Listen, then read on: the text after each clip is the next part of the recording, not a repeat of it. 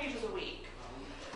Typically, people read 250 words a minute for pleasure, and about half that when they're reading for content. So that's about 3/4 of a page a minute. So you're looking at between 90 minutes and 2 hours to go through 100 pages. Well, let's read. Okay, so we've already done the introduction and desserts and the scrubs and textbook and badge pictures.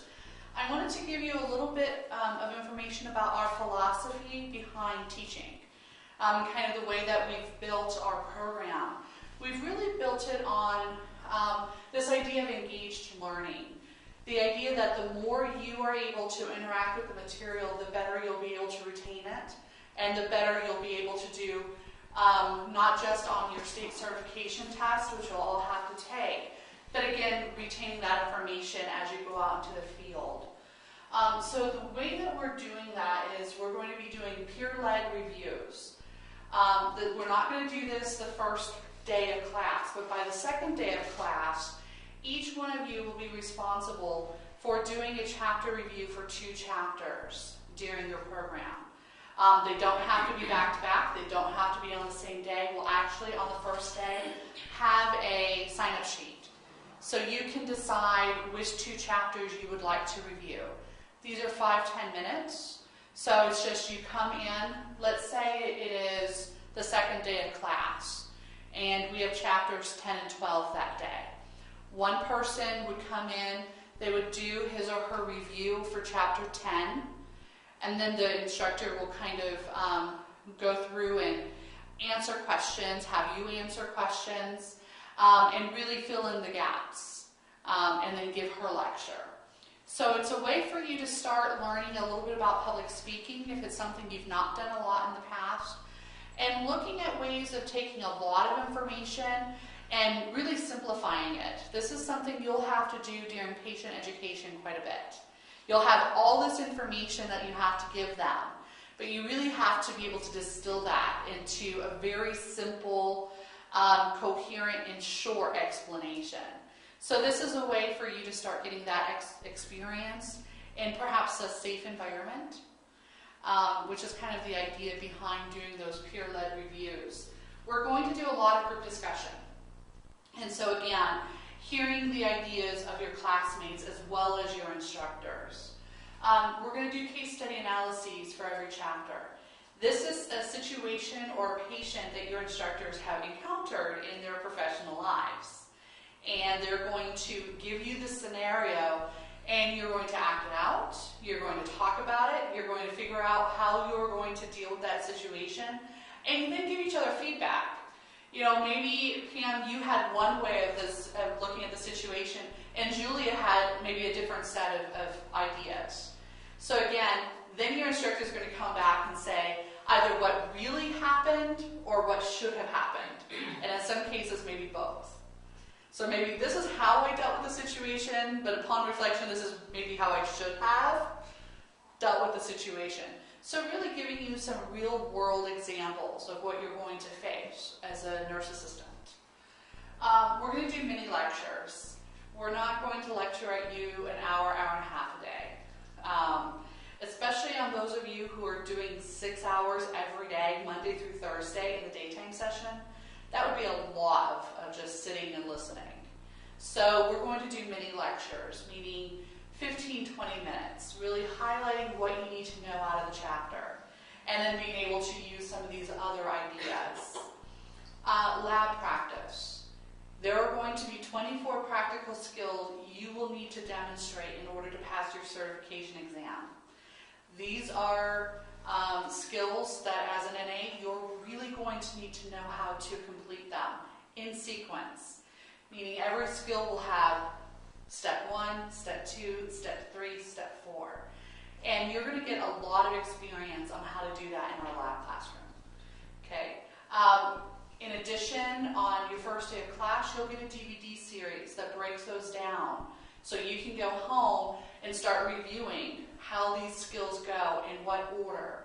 You'll get a pamphlet on what order the skills go in. And you'll have the opportunity to film yourself performing those skills. So you might be able to see right off, in this skill, I always miss step 7. So again, things like CPR and stuff like that. these are not CPR related. These are things like how to feed your resident, how to transport them, how to do personal skills, how to shampoo, how to bathe them, things of this nature. Mm-hmm. Yeah, you will, most facilities will ask for you to have a CPR license. We are not scheduled right now to teach that, but our instructors are working on getting those certificates. So, soon. It's not a prerequisite for the license? It is not a prerequisite for the license. No. And for personal caregivers, sometimes it's not even a prerequisite for that. We will teach you very, very basic first aid, but it will not be a CPR license.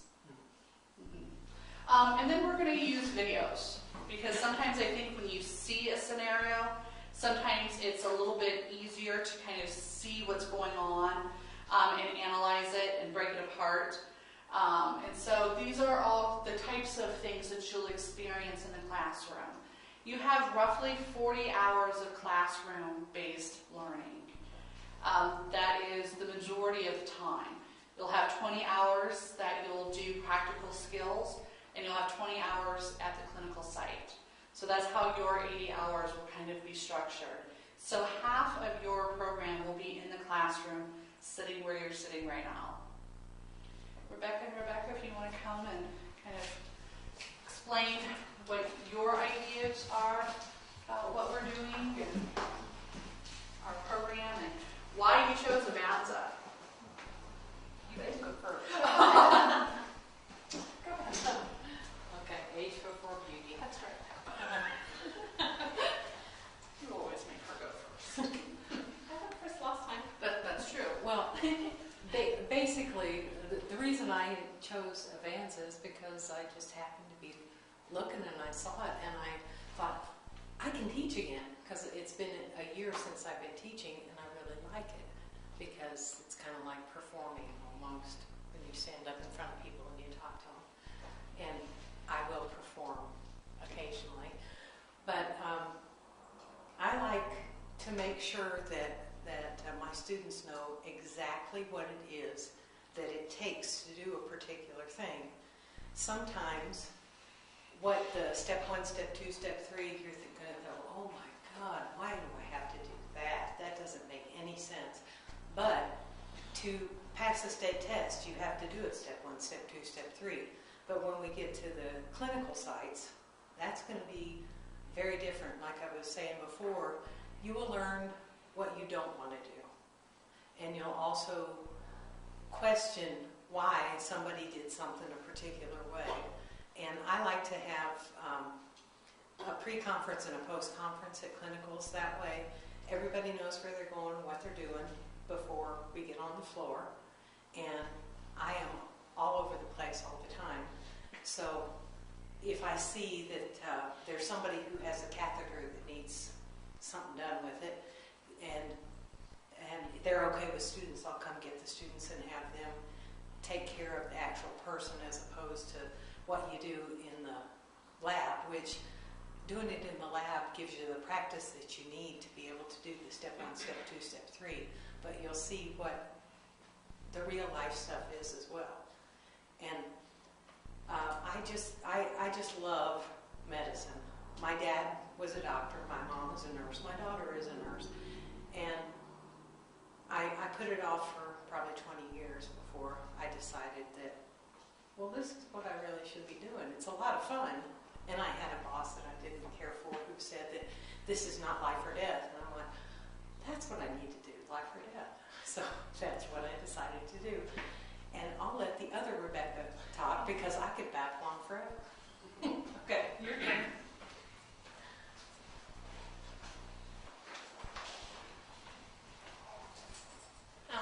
Why Avanza? When I met these guys, I mean, their energy is just kind of contagious. Neenan is brilliant. He's brilliant. And that's why I went with them. And I thought it would be a change from working in the nursing homes, because that's what I had been doing until I decided to take a break this summer. And I found these guys. One of the things that I would hopefully try to impart with you guys is trying to look at them as a whole person instead of a task. Because it seems like the healthcare field is changing, where we're just so rushed that people are more focused on the task. So that's where I try to, help with, and I think that's it. The art and the science. Yeah. That's, the art of nursing is disappearing. The Absolutely. science is just getting a little crazy. Well, and a couple of things that, to let you know what we're responsible for at the state level. We have to account for every hour you're here or you're not here. You'll notice that when we had you fill out your application, we had a disclaimer that said you need to be in class every hour. This is because if you do not have the 79 hours in class, in clinicals and in laboratory, we cannot give you a certificate to take the class, to take the state test. So, we're really asking for you to make a commitment for the period of your program. For daytime, this is going to be 4 days a week for 4 weeks. For the Saturday evening, this will be 3 days a week for 5 weeks. You don't think about coming in late 5 minutes or late or leaving 5 minutes early, but those really do stack up. And our program coordinator, who couldn't be here tonight, who happens to be Rebecca's daughter, she has to, before she signs your certificate, she has to ensure you are here for 79 hours.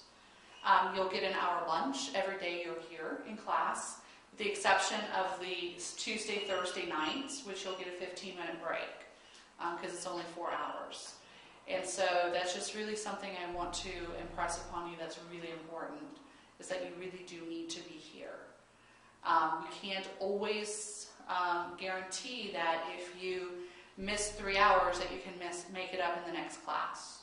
We'll try, but we can't guarantee that.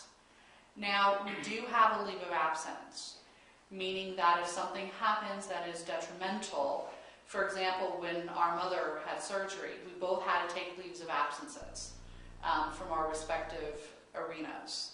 And in the case of that, we will guarantee your spot to finish your certificate whenever that crisis is over.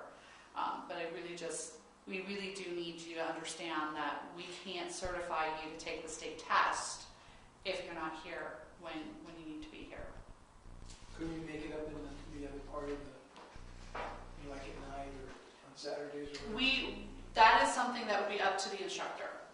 And so let's say you had to be out for Thursday, but you could make up that material on Saturday. You would give me a call. I'd call Rebecca and say, do you have space to do this? Because right now we have plenty of room to do that. We specifically kept our first classes small. We did that on purpose. So that, we could make sure that we're really giving you the education you deserve. And so for now, we could do that. But that's just something. If the nurses can't show up, then I can't go. So No, I understand that. And that would be something we could work through Rebecca and Rebecca.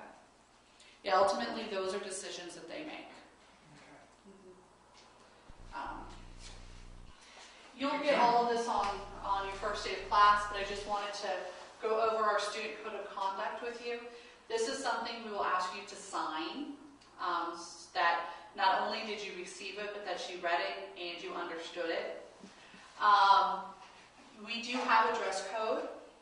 Days that were predominantly in the lab, you'll see those on your syllabus on your first day of class. In red, it will say wear scrubs. It's one of the reasons we give you a free set of scrubs. So when we're predominantly doing skills, we'll ask you to wear scrubs.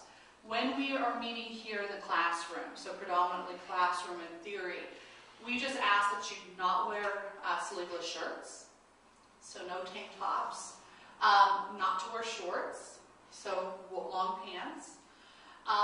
Pants that are in good repair, they can be jeans. So they don't have to be slacks, so they can be jeans. Closed-toed shoes. For example, what I'm wearing today, I could not wear. Right? This is because even if it's a heavy theory class, If we're in the skills lab, if you drop something, we have very sharp instruments. It's really for your safety. And this is something that you're going to have to adhere to when you're working in the field. As well as your student name tag. The state requires us, whenever you're in our building or on site at clinicals, that you be easily identifiable as a student. Again, for clinical hours, we're going to ask you to wear your scrubs. That is the uniform for nurse assistants. And really anyone in the medical field. Yes, ma'am? Sorry to bother you. Are we allowed to wear personal scrubs or only the school offered? For this first class, you can wear personal scrubs. Going forward, we're going to have just our standard issue scrubs. But if you wear your personal scrubs, I do ask that they remain in good taste, meaning that they're not offensive, that, like what Rebecca's wearing, it's whimsical. She's wearing Winnie the Pooh, so it shows a little bit about her personality, but it's not something someone would find offensive. Right. You know, make sure there's no holes. This is something I hate to have to mention, and perhaps in this company I don't. You need to wear underwear. You need to wear bras if you're a woman.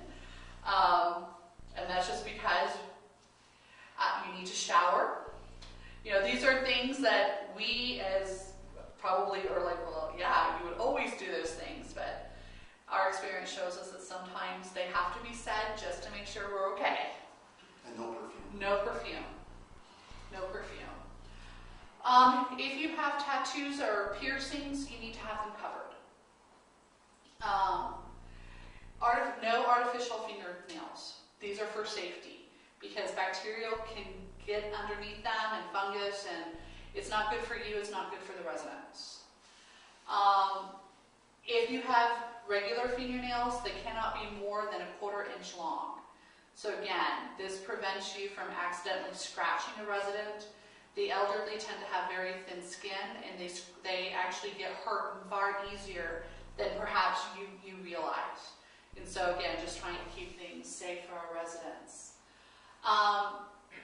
This is going to be up to the instructors. Some instructors will ask you to raise your hand before you speak, some won't.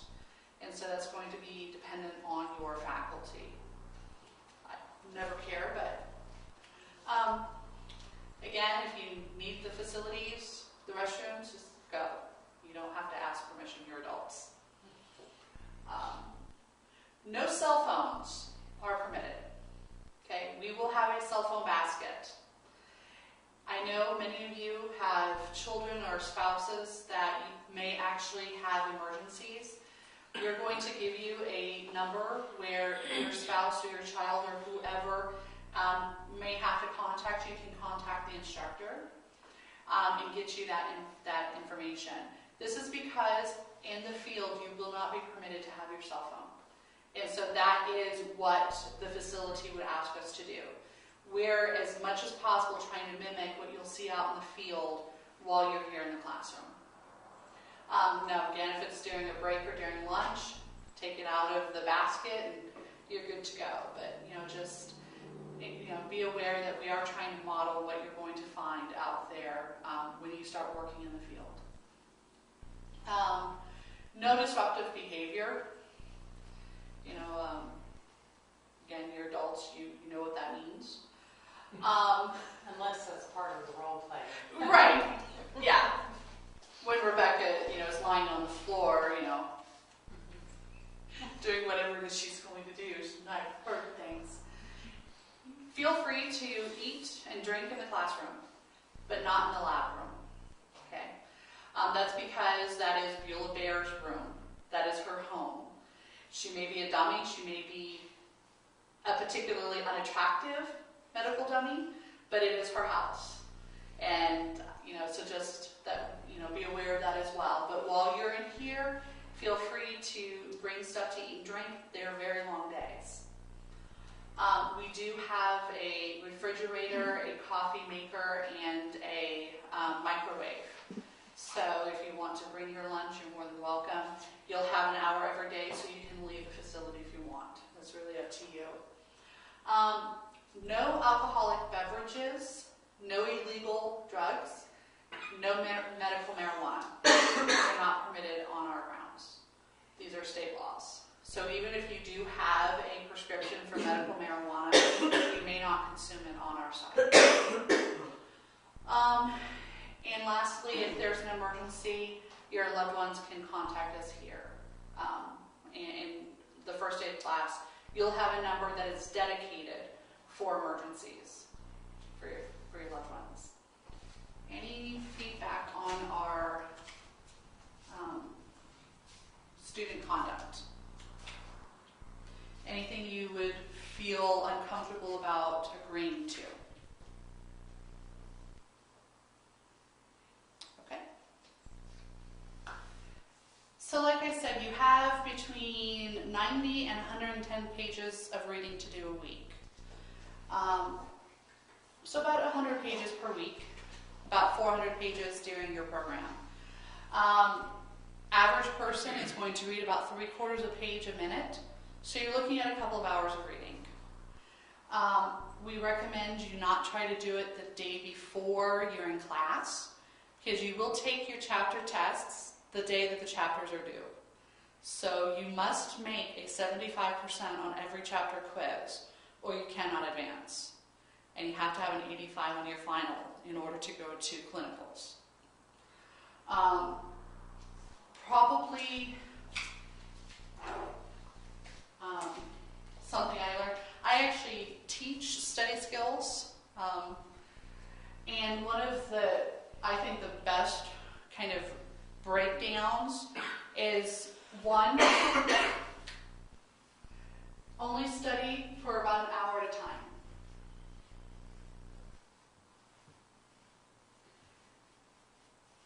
If you try to concentrate on something more than 60 minutes at a time, often you start forgetting what you're reading. I did this a lot in graduate school, where I realized I read the same page 3 times and still had no idea what it was, because I was trying to do too much. So again, if you know you have 4 chapters to do in a particular day, in the daytime session you have 3 days to read. So schedule an hour to read. Make sure you don't have distractions, so limit distractions if possible. What I used to do is I would actually tell the people that I would make up a study schedule and post it on my refrigerator. So the people that I lived with knew when not to disturb me. And it actually worked pretty well. You know, my husband knew that those were the times he couldn't call me. My family would know those were the days that I couldn't go to lunch, because I'm notorious about procrastinating. If I could find a way not to do my schoolwork, I would. That was just the way that, you know, why do today when I can put off till tomorrow? That's my motto. Not a particularly good one.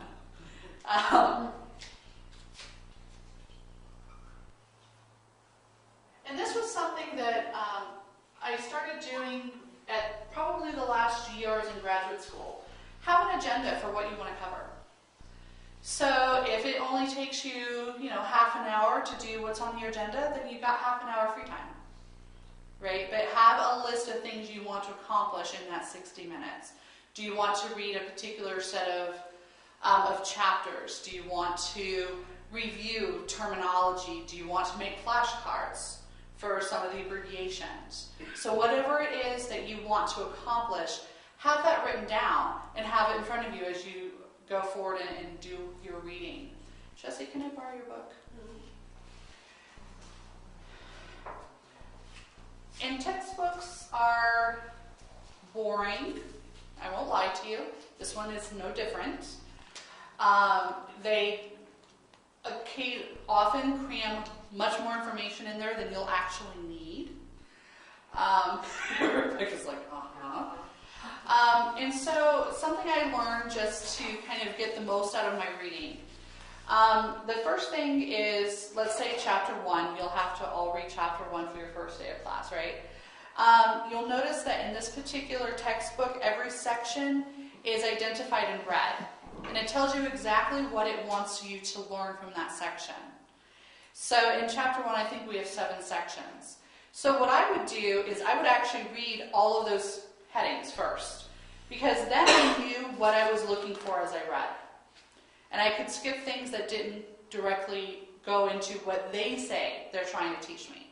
I would look at the pictures, I would look at the graphs, and so I would just be kind of looking for what it was that they think that I should be learning. And I would write myself 2 or 3 questions that I thought that chapter was going to answer for me. I could be completely wrong in what those questions were. And I could have been completely wrong about the fact that this chapter covered them. But what it's doing is it's getting you engaged in the material. And it's really letting you kind of have a discussion with the textbook writer. After I surveyed it, then I would go through and I would actually read. I would make questions to myself. If there were things in there that maybe something was interesting but it didn't really talk more about, I'd write it down in my notes. I am notorious for writing comments in the margins, particularly if there's something that the textbook says that I completely disagree with. I tell the author why they are stupid, even if they're not, but I tell them what I think. And so Jessie had mentioned she likes the yellow highlighter. I like the red pen. So I think it's the teacher in me. So I mark it up in red. Well, I really hate when there's a grammatical error. And there are occasionally, I've already found 3 in this book. And so, I lead all over that. Again, I'm a history teacher. They're laughing, but it's true. And so again, the more that you can engage in what you're reading, the more you'll remember it. And then, yes ma'am. Well, and that gives us something to discuss when they're in class as well. Yes. Because there may be something that they thought should have been in there, and they can ask us why it Why wasn't isn't it? there.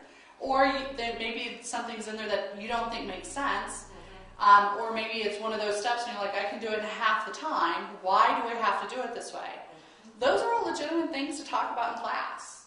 I always listed 3 things that I found really interesting that maybe I didn't know, and 3 things that I disagreed with or that didn't make sense to me.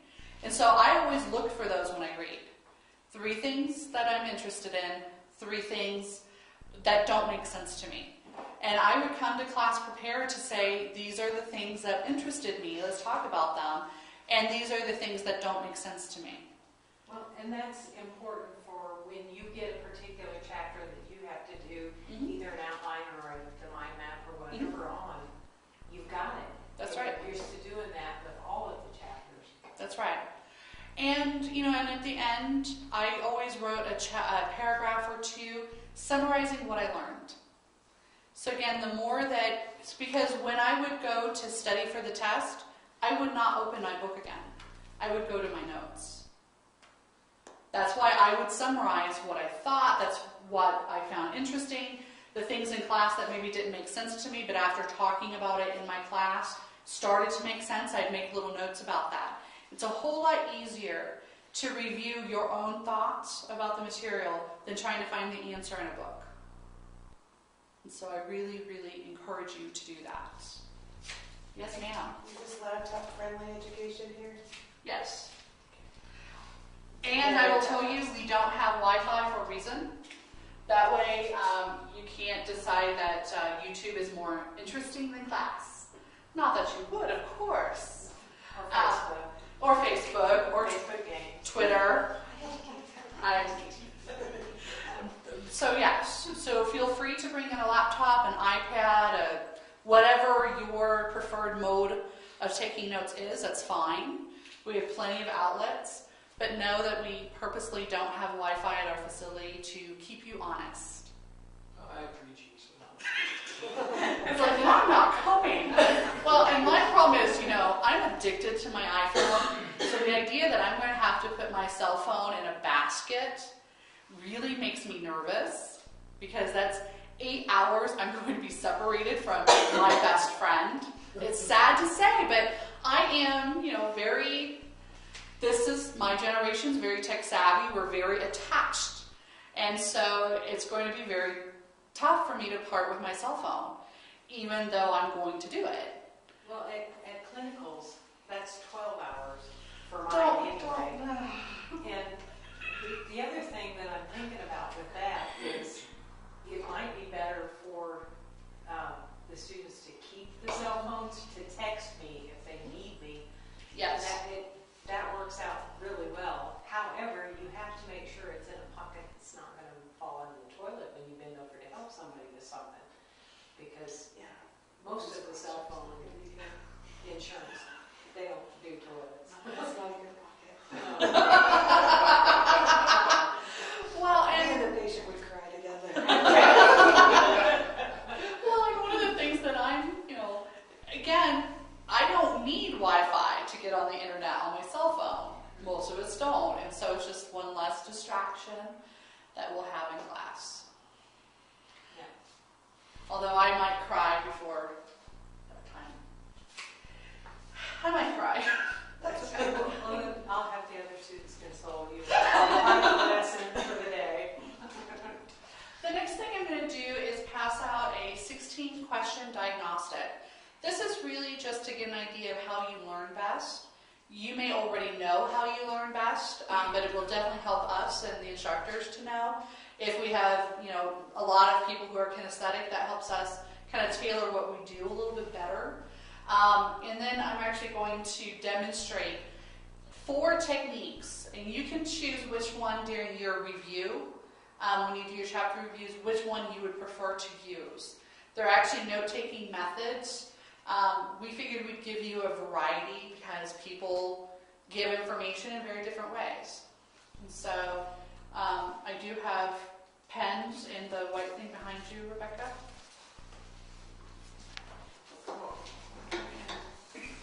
The very last page here is actually going to be the diagnostic, and Rebecca, I'd like you to take it as well.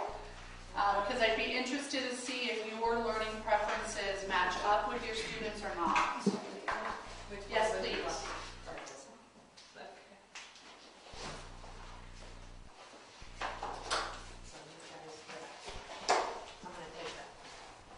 What's the first answer? There are no right or wrong answers, and if you can distinguish between 2 answers, circle them both, or circle all 4 of them.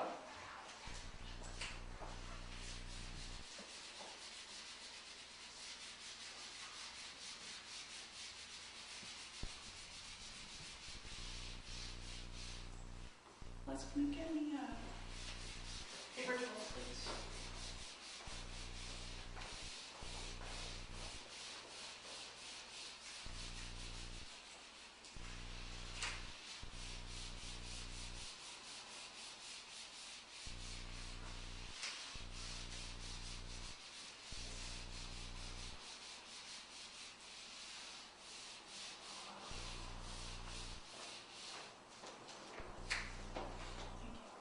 What if you would do it more than one of the answers? Then circle all of them. All the ones you would do. Okay. Just saying. Oh, okay. Really? You're telling the instructor to I read just the don't answers? Just tell you teach. Yeah, well, I don't have my reading glasses, so I'm like, are my arms long enough to read? She's going to be your faculty member. Just keep that in mind. My bad, I take that back, we'll rewind a couple seconds. I'm not easily offended, but I do easily offend, so. Oh,